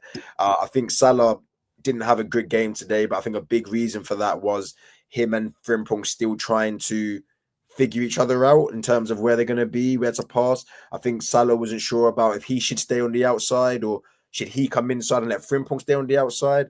And then obviously Frimpong's better on the outside, but then he was trying to invert so then Salah could get space. So I think they need to work out that dynamic between them and find out what works.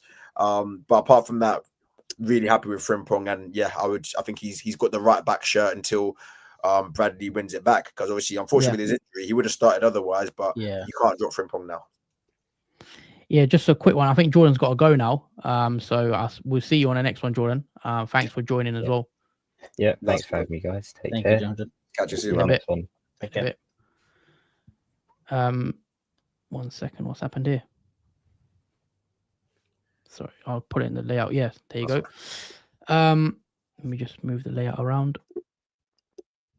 Yeah, so we'll just cover the rest of the Liverpool segment. But yeah, with Frimpong, I was actually having a chat with on my group chat about his defending, because there was sort of a little narrative that his defending is worse than Trent's when we signed him. And people were telling me his defending he's not as good as Trent, and obviously we know Trent isn't the best defender. But from what I see with Frimpong's defending is he's actually, it's that Kyle Walker thing where he may not be in position at all times, but because he's so quick, he can cover those. Yeah, he can cover those errors he might make out of position, or because he's so quick. And Speed, Kyle Walker sort of made a career out of it, where he's been seen to be a good defender because he's got crazy recovery pace. I think Frimpong might be like that, where he will get out of a lot of situations just because he will just run past and last line he will recover the ball. So, and another thing I like about Frimpong is he's very aggressive, and he's very like switched on when it comes to defending. He's low. He's turned to the side a bit, so you can tell he's cares about his defending. Whereas Trent, I felt like he was very flat-footed at points, where when a defender will size him up 1v1, he doesn't defend with like intensity. Whereas Frimpong does, and then Frimpong is also running back a lot more. So yeah, from what I've seen so far, obviously it's just preseason, but Nico Williams against Bilbao, I thought he handled him pretty well. Yeah. Today, I thought he was fine. So yeah, we'll see how he does. But yeah, I've been impressed with the Frimpong. Ekitike, we mentioned. Wirtz looked good as well, and then Kerkez, I thought played all right as well. I'm not as good as Frimpong, but he looks pretty good as well. I think Kerkez, that challenge, I don't know if you guys remember that last ditch block that he made. Yeah, I think that sums him up as a player. Like, he will do that on that end, and then on the other end he'll be bombing forward. Like, I think we've actually signed, I think his signing kind of goes under the radar of from all the signings that we got, because he's genuinely like an insane left back, and the things that he can do going forward and in defense. Like, we actually might have just got Robertson regen like somehow.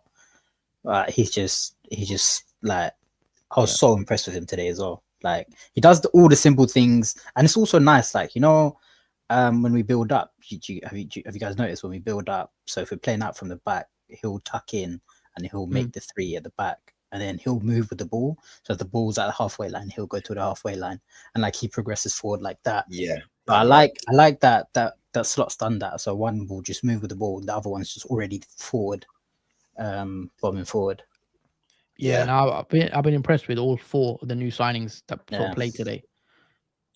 Yeah, I think Kerkez he's actually surprised me, to be honest. Like, I knew he was a good left back, and I had an idea of what kind of left back he was. But yeah, since joining Liverpool and watching him like for full games, like, insane player. Like, his technical ability caught me by surprise. Like, he's not even just a crosser; he can pass. Like, he's got really nice incisive passing. His give and goes, great game intelligence. He always defends with like the utmost intensity. Like, he literally looks like he's locked in like for 90 minutes. Like, it doesn't look like you can catch him be lackadaisical at any moment in the game, which I think is brilliant. And it's literally what Robbo was when he first joined us. Like Robbo was literally just intense for 90 minutes, pressing, running, getting the ball back, running forward, running back. And yeah, I think in terms of the future proofing, we've done an absolutely fantastic job there. I think just the back four in general, and obviously that's a big reason why we didn't really get the result today. I think the back four in general need to play more together. I don't think they played enough together in the preseason. And as you've seen today, like there's a lot of times where the line wasn't level, and I think Virgil is pushing up, expecting his team to be higher, but Frimpong's a bit deeper, Kerrick is a bit deeper. Do you know what I mean? So I think they kind of all need to understand the cues, and they kind of all need to understand what each other's like, so they can understand when to step up, when to follow the runner in. And yeah, I think that's probably a big reason why Palace had a few more chances today than we'd expect. And obviously with the equaliser that they scored, I think it was just kind of disorganization at the back, which we put down to Virgil van Dijk because he's the leader and he was the one that stepped out. But I feel like it's not something that would happen after like a few weeks of playing with each other and everyone being on the same page, really. So yeah, I wouldn't be too worried about that. Yeah, let's quickly discuss sort of the pain points or where we're concerned about Liverpool, because I do have some concerns. Obviously, it's just a preseason game or it's a friendly, so we can't read too much into it because, as we've all predicted, all three of us, we think Liverpool are going to win the league. But I do want to speak about where we can sort of improve. In terms of obviously personnel, we've seen, the likes of Nunez confirmed, I think a couple of days ago, or yesterday maybe. Diaz is gone. We look light, I think. I don't know what you guys thought. I thought when Ekitike went off, I thought we looked a bit blunt up front. Do you guys think, how many more players do you reckon we need? Because we are, I think we need a couple. I don't know what you guys think. Yeah, for sure. I'm in the same boat. Yeah, a couple. Centre back for sure. Like that we need more than Isak. But centre back and either a left winger or a striker. But I think, two. So left winger or a striker, or someone that can play both. Like that can play across the front three, and a centre back. That's what we need. Okay. I agree. Yeah. I think with that, I think centre back is imperative. We really, really need to get a centre back in.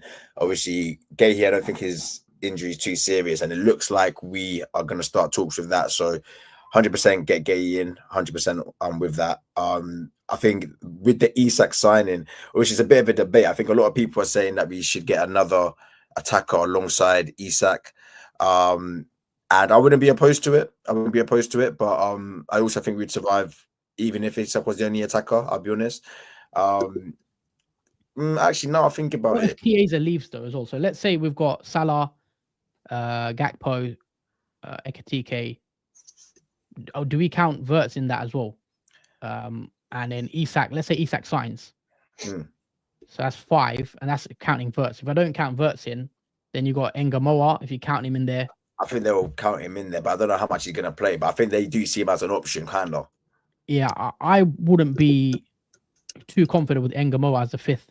As a 6th, I'll take him, like a Chiesa replacement. Yeah. Because I think we do need 5. Like I want 5 senior players. So Salah, Isak, Gakpo, Ekitike, that 5th player, whoever that is, someone in the 22, 23, 24 mold, and then keep Rio. And that's if we get rid of Chiesa, because obviously we keep hearing Chiesa is going to leave, but still nothing. Nobody wants. Nothing concrete on him. Yeah. I think they're waiting until deadline day, so then they can. Italian clubs, they love a loan with option and all that stuff. So they're probably going to try getting with a loan with option to buy because they're all broke. So that's probably what's going to happen there. But yeah, no, I do hear you, because the thing with our squad planning, and I have a nagging feeling in the back of my mind that now that Edwards is our head of football, I don't know what the plan is, but it feels like they try and tempt fate a bit too much, for one, and also they kind of overcompensate for depth. So, like, for example, right now, Frimpong is our right wing depth, and he's also our right back depth. Yeah. And eventually, when Isak comes in, Ekitike is going to be our striker depth, and he's also going to be our left wing depth. Do you know what I mean? So they're trying to kill 2 birds with one stone. And I understand, like, it's efficient, in theory, if it works well, but it also means that one injury to those key players, and you've gone from having 2 backups to now being at your bare bones with just one injury. Yeah. Do you know what I mean? So it's quite a risky way of going about it. And I'm not sure if I'm very comfortable with it, although I do understand in their mind where they see the depth, but I don't know if that's going to be very sustainable. But yeah, so we think Guehi's going to sign, or a centre back. Obviously, Leone, that kid at Parma is also linked. Isak will probably happen. I think if it doesn't happen, then we'll have to buy a big attacker anyway. But I think Isak gets done. And me as well, personally, I would like another midfielder. I know it's not popular. I want another midfielder.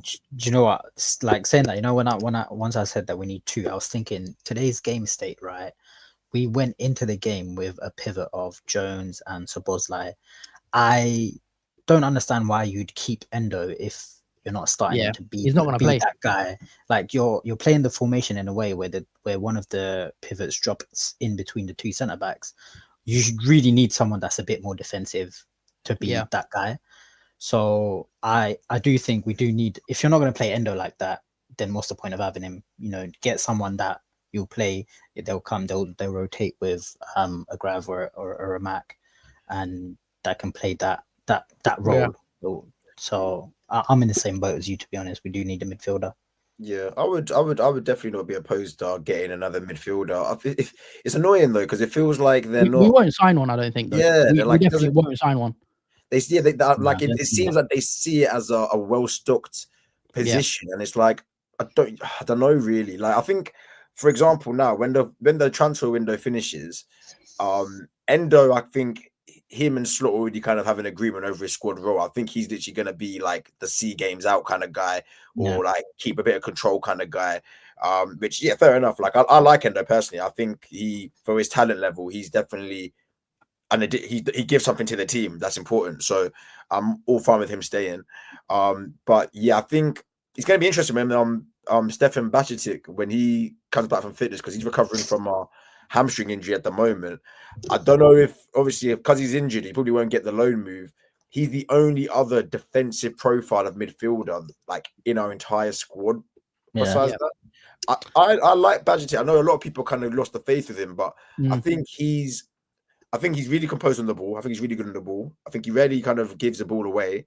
And in terms of duel winning, like that's his whole game. He loves winning duels. Like he's always winning tackles. And a lot of the time he's really winning the ball. He's like a baby Fabinho, from what I remember. So I would love for him to maybe turn things around, and then maybe all of a sudden you've got another DM there without having to go into the market, because obviously it looks like they're not going to go into the market for one. Yeah. So at the moment, that's kind of like my lasting hope of having another defensive-minded option in the squad. Because I didn't like playing Jones in the DM today, and also I wasn't really a big fan. I like Jones as a player. I don't think he's amazing, but I understand what kind of player he is and what he gives to a team.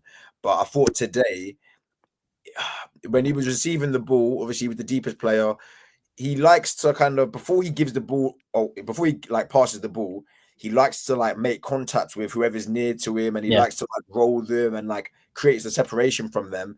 And it's like he has to do that every time he receives the ball. He's not really one to just get the ball, play it.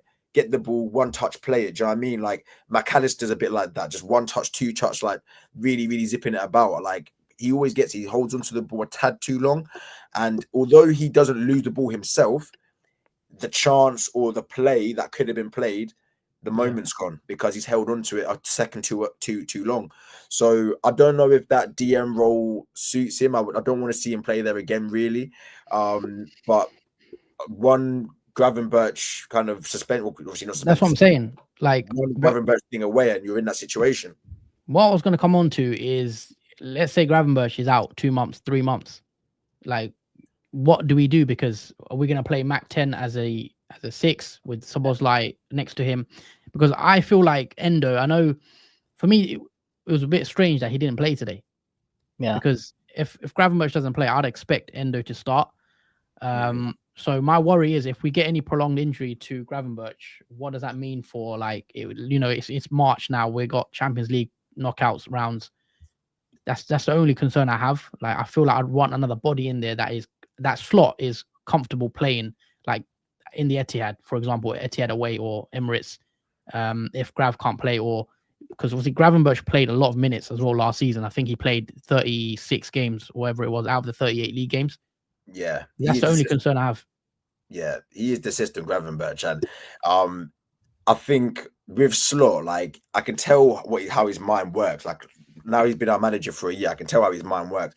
From a DM, like his whole view of football is just so different to our conventional view of football, and it's like from his DM, he's solely focused on can they receive the ball in a half turn, can they pass the ball through the lines to our midfield, to our number 10. That's his remit for the midfield. He doesn't really care about how much you can tackle. He doesn't really care about how you recover. He thinks probably anyone can do that if they're told to do it. He is more thinking, do you have the natural ability to be able to play with the ball here and get the ball to our number 10? So that's why, for example, Gravenberch has to play whenever he's fit in his eyes, because he's got that unique balance between those two qualities. And when he's not fit, if it's a choice between Jones or Endo, he will choose Jones because he's better on the ball, although Endo is better defensively. It just shows what he prioritizes. And it's a blessing and it's a curse to Slot, because I love the way he thinks about football. I love the way he plays, his teams play. And because he's got that mindset of on the ball first, attack first, he likes to prioritize that. But then sometimes you wonder how much he prioritizes certain defensive actions, like defensive set pieces, defensive-minded players in the team, defending counterattacks. I think sometimes he might underestimate the need for a destroyer at times. I think he only sees it as like a see out the game kind of thing. Yeah. But yeah, I don't really agree with that personally, but I wouldn't knock him. I don't know what you guys think about that. In terms of the destroyer, I don't think he wants a like a Fabinho type defensive mid. I don't think he wants that profile. I think he wants someone like Gravenberch that is gonna play a bit more, is more comfortable on the ball. My only worry is the depth issue, because I saw towards the end of the season, when it got to like February, March time, Gravenberch, the form did drop off a bit. I think it's fair to say. His legs were cooked. Yeah, when you get to those latter rounds in the Champions League, when everyone else is fresh, PSG are fresh because they're literally playing in the French league and they can rotate, and we are playing, we're going hard to win the Premier League. That's my worry when it comes to Champions League, games where we need to rotate. And when I saw it last season, I feel like when it got to March, even under Klopp, I feel like we do drop. Like we start off quick and then, and I don't think Slot trusts. I know he says he likes Endo and everything, but I don't trust him. Like even Chiesa, I don't really count Chiesa as a player for next season. No, I just think he's going to play. And Endo as well, like, I'm not sure, like, he rates him that highly, because why don't you play him then, kind of thing? Yeah, it's a bit of a waste of squad space, I feel like, if you're just using Endo to be the guy that, closes out games, per se. Like, I like Endo, but I want him to play a bit more. I'm in the same boat. I like Endo. Like, obviously, he's our samurai, but he's just that guy that, like, you need someone to play DM. You need to trust him and play him there. Like, I just feel like if you don't have a guy, so like Jones, for example, today, he's not a DM. He's never, from when he started his career at Liverpool, when he was like 8 or whatever. He was a tricky 10/left winger. Exactly. He was never a DM. So if you're playing someone there, like all of a sudden, and expecting him to know that role, like, I know he's a centre mid. He can go box to box. He can be a bit higher up. But for you to be playing in front of the defense, it's a whole different ball game.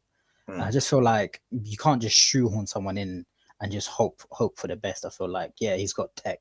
He can control the ball. He can release the ball. But like, I just think in certain situations we have to just get a DM, someone that can rotate with Grav. That's what it is. Yeah, we'll see, because I don't think that's coming. Personally, I don't think I don't think window, so. But maybe next window. I think I've seen links with Adam Wharton and stuff like that. But I think he's got a gentleman's agreement that he's basically allowed to leave next season for like 60 or 70 mil. Yeah. I think everyone's kind of waiting and queuing up to be first in line for that. But I hope our name's in the hat, because he had a decent game today, Wharton. He was solid today. Yeah, I can see the vision there. So hopefully we're in the mix for that. Yeah. Just quickly, anything else you guys want to touch on in terms of Liverpool? Obviously, we talked about transfers quickly. Actually, we'll quickly do your lineups for that Bournemouth game for Friday, first Premier League Okay. game. Obviously, Isak's not going to happen by then. Even if we sign him, I don't think he will start that game. So, assuming there's no Isak, what's the 11 you guys are going for? Well, in terms of our team, so I would obviously go Alisson in goal, of course. He was brilliant today, by the way. Like he looks like he hasn't lost a stride at all. So I hope Mohamed really is taking notes, man. I hope he's got his notepad there because he's gonna need to be him next year. Yeah. But Alisson's still top notch. And then Frimpong, as mentioned, Van Dijk, Konate, obviously picked themselves, Kirkez. Midfield, hopefully McAllister's fit. Obviously, McAllister struggled today when he came on. I think he couldn't really get to the pace of it, but I would start him and Szoboszlai in the DM because obviously Gravenberch is out suspended. I think a dynamic between McAllister and Szoboszlai can work a lot better than what a Jones Szoboszlai would do. I think McAllister can play DM, and when he's got legs next to him like Szoboszlai, he's a bit more comfortable there. So I think that can work. And on the ball, he can do what Slot needs from a DM, and he's tenacious. So I think he can do the job there, to be fair. So him and Szoboszlai in the middle, and then Wirtz in the number 10 role. Ekitike up top, of course, obviously following on. Salah right, and then Gakpo left. And at the moment, to be fair, there's not really too many spare options, to be honest. So a lot of the team picks itself. Yeah, I think he'll probably will go with that. I think Slot would go. There's one other option I've thought about as well is playing Wirtz off the left, so we can play Jones as well. But I know Jones didn't have the best game today. But I want to have. I think the midfield three of last season, the McAllister, Szoboszlai, and Grav. I think we need to keep that midfield three. My worry is that's one of my concern when we sign Wirtz. Like that midfield three, whenever you take one of them out, I feel like you lose a lot in the balance. I don't know about you guys. Yeah, I know exactly what you mean, and I thought that as well. It's kind of like because when you're trying to debate in your head, like, oh, who's the most important or who's the least important out of them, it's like they all bring something so important to the party that you just miss. Anytime one's taken out, you miss them for whatever reason. Like people used to underrate Szoboszlai a lot, and then you take him out, you miss his energy. People used to say McAllister. Oh, could we maybe do without McAllister? I don't think we're capable of controlling games without him playing. Yeah. And then when it's McAllister and Szoboszlai, it's like there's just something missing in the first phase when Gravenberch isn't there. So it is a weird one. But the only thing about Wirtz on the left is like I get the feeling that he doesn't want to play there, and I feel like Slot has kind of told him like you're going to get the free role because in the 10, like Wirtz likes to get the ball in the 10. He also likes to drop deep as well. He likes to here, there, and everywhere. I'm not sure if he gets that same freedom on the left-hand side because you do kind of need to be in position when you're a left winger. So it's a bit of a strange one. And I think if he plays Wirtz out on the left, he's going to need Kirkes to be doing what Frimpong does. Like we'd have to flip the attacking side because you can't have Wirtz just completely out wide. He's going to have to drift in and be in the pockets so that you need Kirkes to give you the width. So it can be done, but I don't think that is what Slot will do. And I think he'll just rotate Szoboszlai and Wirtz in games. Yeah, that's it. That's what I'm looking at. It's an interesting one for me because I'm of the opinion like that midfield three has to play, and you can't drop Wirtz because he's 116 million pounds player. So for me, Gakpo is the one I leave out personally. So saying that though, I think Wirtz's ability to actually track back and do what Szoboszlai does basically off the ball work is actually really good. Like that's one thing that really caught me off guard because he's not lazy. He's not lazy for a guy that that has the free roll. He actually works really hard. So I think it will be all right. For me, it's more the size because I look at our team. Kirkes isn't the biggest. Frimpong's like 5'7". Yes, Wirtz is like 5'8". Apart from what you take out Konate and Van Dijk, the most physical player in our team is probably Szoboszlai.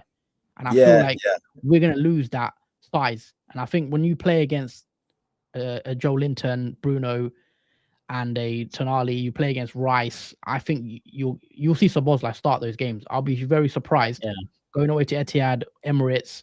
If Szoboszlai's not playing, I think we're going to get overrun, because even McAllister, he's not the quickest. Like, he doesn't cover ground the quickest. No. And even Gravenberch, I know he's got a lot of fans, but I feel like he does need. He's not a natural DM for me still. No, he's not.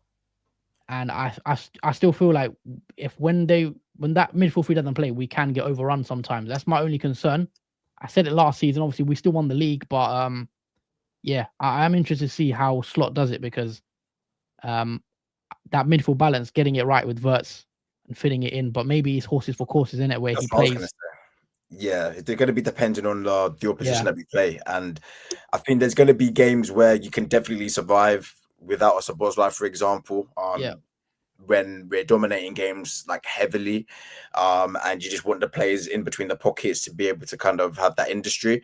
I think there's going to be games for that. There's also going to be games like away at St. James's where you're going to need to lean on your physicality, and that could be a game, for example, where it will be Szoboszlai, Gravenberch, Wirtz. Or either ways, I feel like Wirtz is going to be one of them players. It's going to be who plays alongside him. I think that is kind of what's going to be the MO this season. And I trust Wirtz. Like, Wirtz was brilliant today, and I think he's going to improve a lot as well. I think he's also needs to adjust to the physicality, because there was a few times where he was like running with the ball and he was stopping, thinking that he was going to get a foul. And like in English football, like, you're not getting fouls for these things. You know what I'm saying? So he's going to have to adjust to that side of things. But I feel like he definitely has the right mindset. He was putting himself about, making tackles. Like, I think he will give us like similar industry in the middle when he plays in the 10. But I think it's just making sure that the two behind him is the right combination each time. Yep. No, it's been nice chatting with you guys. I think we'll be back. I think we'll wrap it up here. It's nearly 2 hours, to be fair. It's gone quite quickly. Oh, Yeah, it does. We will be back. I think we should do like a post-match after our first Premier League game. I think that's the next time we'll do like a Liverpool pod, because the way I'm going to do the channel is I've got like Arsenal segment, but it's going to be a separate pod. So we'll be like a Liverpool segment, us three, and then we'll see how it goes. But definitely jump on after our Bournemouth game. Hopefully we can get the win, because Fingers crossed. Yeah, we need the win. But I'm looking forward to obviously see how it goes in terms of signings. Let's see if we can get a couple more in. But I think we don't want to overreact. Obviously, I saw a stat as well, like the last sort of the winners of the Community Shield. Yeah, the curse. 18. Yeah, only one of the last 18 have gone on to win the Prem. So we'll see how it goes. I'm still confident that we'll have a good season. The signings we've made, very, very good. So yeah, man. Anything else you guys want to add, or we'll wrap it up here? No, I think should be all for now. Yeah, happy to wrap up. We'll roll on to Friday. Catch you guys there. All right, thank you guys. And if you guys enjoy the content, guys, hit the like button. Make sure you stay subscribed, and we'll see you on the next one. Peace out. Take care. Cheers.